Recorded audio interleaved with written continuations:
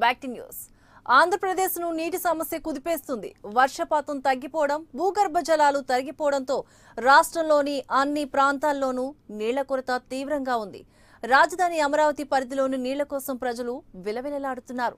జీవనది కృష్ణమ్మ చెంత ఉన్న గుక్కెడ నీళ్ల కోసం అల్లాడిపోయే పరిస్థితి. సమస్య పరిష్కారానికి అధికార యంత్రాంగం ఆగమేఘాల మీద సన్నద్ధం కావాలి. ఎన్నికల కోడ్ అమలులో ఉండడంతో పూర్తి స్థాయి ప్రయత్నాలు చేయాల్సింది అధికారులే. కానీ అధికారులు చేస్తున్న ప్రయత్నాలు తమకు ఏమాత్రం సరిపోవడం లేదని సామాన్యులు పెదవి విరిచేస్తున్నారు.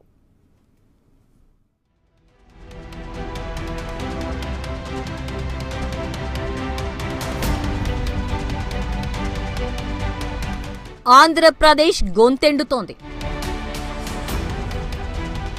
ఉత్తరాంధ్ర, రాయలసీమ, కోస్తా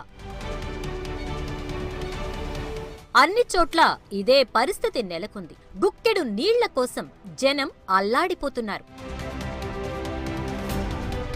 కృష్ణమ్మ చెంతనే ఉన్న విజయవాడలో భానుడి బగబగల ముందు కృష్ణమ్మ చిన్నబోయింది. గొప్పగా చెప్పుకునే ప్రకాశం బ్యారేజీ పక్కనే ఉన్న విజయవాడ నగరంలో కొన్ని కాలనీల్లో గొంతు తడవని దయనీయ పరిస్థితి నెలకొంది.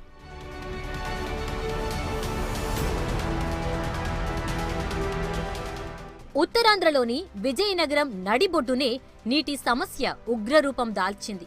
బిందెడు నీళ్ల కోసం మహిళలు కిలోమీటర్ల దూరం నడవాల్సిన పరిస్థితి నెలకొంది.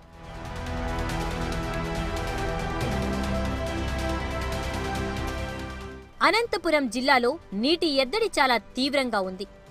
అనేక గ్రామాల్లో బిందెడు నీళ్లు సంపాదించడానికి అల్లాడిపోవలసిన పరిస్థితి ఎదురైంది.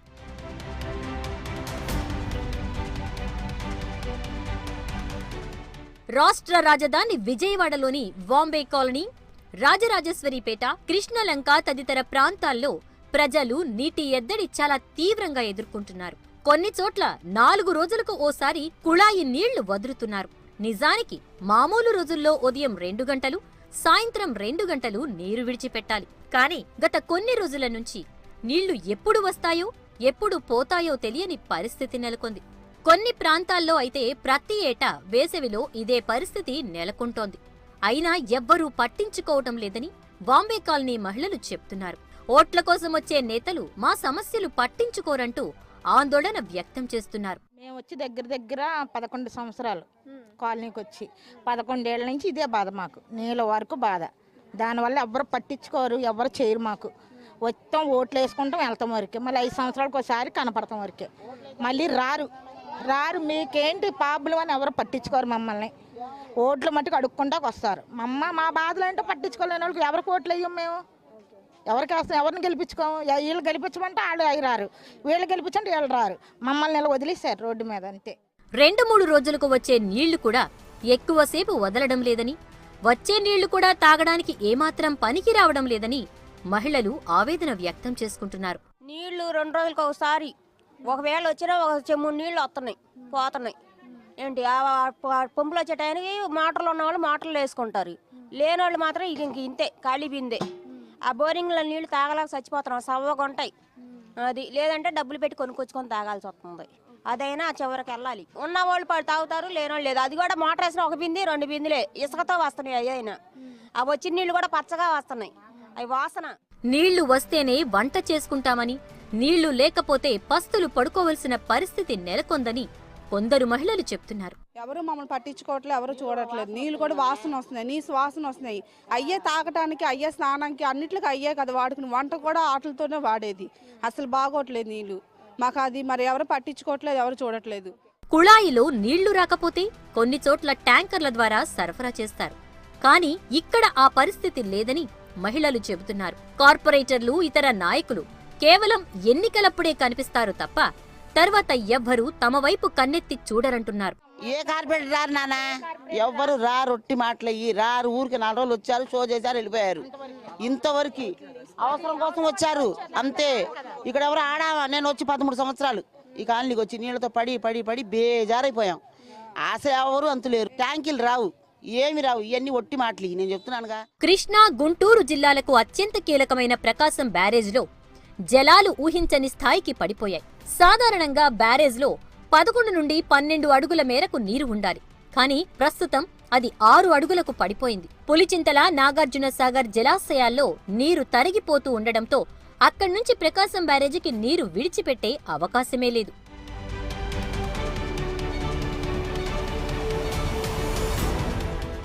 విజయవాడ, మంగళగిరి, తాడేపల్లి, అమరావతి రాజధాని పరిధిలోని 30 లక్షల మంది ప్రజలు తాగునీటి అవసరాలకు ప్రకాశం బ్యారేజీ నీళ్లే ఆధారం.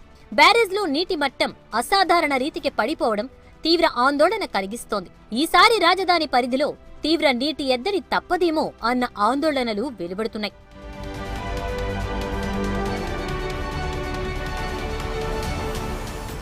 ఇప్పుడు ఉత్తరాంధ్రలోని విజయనగరంలో పరిస్థితి ఎలా ఉందో చూద్దాం. విజయనగరం నడిబొడ్డున ఉన్న కాలనీల్లో గుక్కెడు నీళ్లు దొరక్క ప్రజలు అల్లాడిపోతున్నారు. 4 రోజులకు ఒకసారి వస్తుంది సార్, కానీ దారులు గట్రా మాత్రం ఇవ్వటం లేదు సమంగా. సగం మంది పడితే సగం మంది దొరకటం లేదు.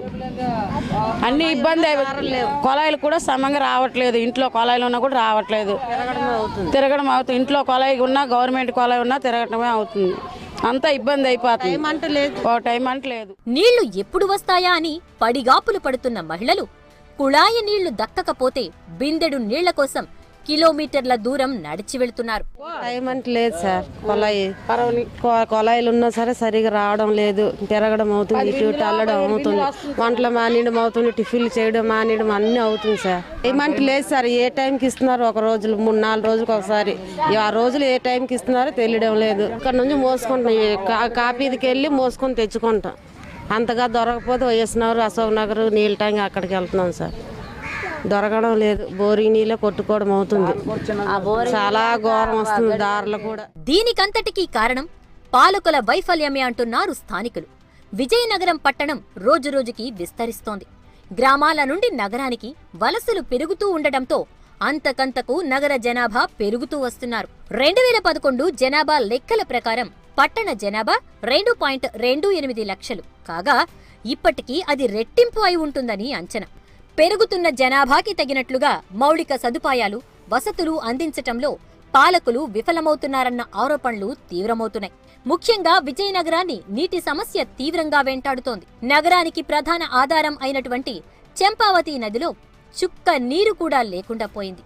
దీంతో నగరానికి మంచినీటిని సరఫరా చేసే బావులకు నీరు అందకపోవటం, తాటిపూడి రిజర్వాయర్లో కూడా నీరు అడుగంటింది. దీంతో దిగువ ప్రాంతాలకు గత కొన్ని నెలలుగా నీటిని విడుదల చేయడం లేదు.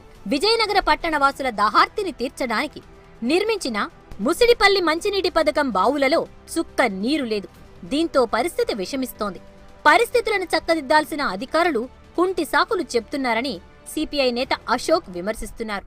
మంచినీటి 10 రోజులకు ఒకసారి, వారానికి ఒకసారి విజయనగరం 40 వార్డుల్లో మినిమం 20 వార్డులకు సంబంధించి 10 రోజులకు ఒకసారి, 15 రోజులకు ఒకసారి, లేకపోతే వారానికి ఒకసారి మంచినీళ్ళు సరఫరా చేస్తున్నారు. ఈ విషయం మీద ఎన్నిసార్లు మున్సిపల్ కమిషనర్ గారిని కలిసినా, కలెక్టర్ గారిని కలిసినా ఏదో మేము చేస్తున్నాం, దీనికి సంబంధించి మేము నీరు లేదు, నీరు అడుగంటిపోయిందని చెప్తున్నారు. అధికారులు అలా చెప్పడం మంచి పద్ధతే, కానీ దానికి సంబంధించి ప్రత్యామ్నాయ ఏర్పాట్లు. ఇప్పుడు ఎండాకాలం వచ్చింది, అప్పుడే మంచినీటి కొరత ఉంది. మంచినీటి వల్ల చాలా ఇబ్బందులు పడుతున్నారు. ప్రజల దాహార్తి తీర్చినటువంటి నాదులు లేడు. దీనికి సంబంధించి ఏం చేయాలి, దీనికి సంబంధించి ఆలోచన చేయాలి. ప్రత్యామ్నాయ ఏర్పాట్లు చేయకుండా ఇంకా కాలయాపన చేస్తూ వాగులు ఎండిపోయి, చెరువులు ఎండిపోయి, డ్యాములు ఎండిపోయి అని చెప్పి అటువంటి ఆలోచన చేయకుండా దీనికి ప్రత్యామ్నాయ ఏర్పాట్లు చేయాలి. ఒక్క విజయవాడకో, విజయనగరానికో ఈ సమస్య పరిమితం కాలేదు. రాష్ట్రంలోని అన్ని జిల్లాల్లో ఇదే పరిస్థితి నెలకొంది. దీనికి కారణం జలాశయాల్లోని నీరు వేగంగా అడుగంటిపోతోంది. మరోవైపు భూగర్భ జలాలు కూడా బాగా లోతుకుపోతున్నాయి. ప్రకాశం, నెల్లూరు, కర్నూలు, చిత్తూరు, అనంతపురం, కడప జిల్లాల్లో పరిస్థితి దయనీయంగా మారుతోంది.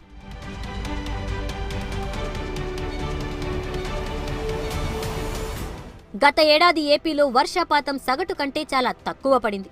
సగటున ఏపీలో 887 మిల్లీమీటర్ల వర్షపాతం నమోదు కావాలి. గత ఏడాది కేవలం 589 మిల్లీమీటర్ల వర్షపాతం మాత్రమే నమోదైంది. 33% లోటు ఏర్పడింది. దీని ప్రభావంతో జలాశయాల్లోనికి తక్కువ నీరు చేరడమే కాదు, భూగర్భ జలాలు కూడా పూర్తిగా రీఛార్జ్ కాలేదు. దాని ప్రభావం ఇప్పుడు స్పష్టంగా కనిపిస్తోంది.